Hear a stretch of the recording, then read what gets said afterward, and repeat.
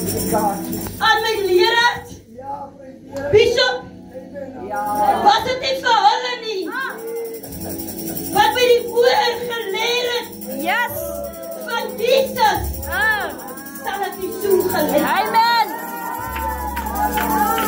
Halleluja. Iemand stap hier in. En sy is baie jong. En hulle vrou, wat soek die jong vrou? Tussen die grootmoeder. Maar terwille van die grootmoeder. Staan ek vandag hier. Amen. Dank die Here. Ek hier die seun van die Here, Lukas 15. Bemoedig my, halleluja, die vrou. Wat die penning verloor het. Nou 'n penning. As 'n windstuk. Nee. En die Here prys aan.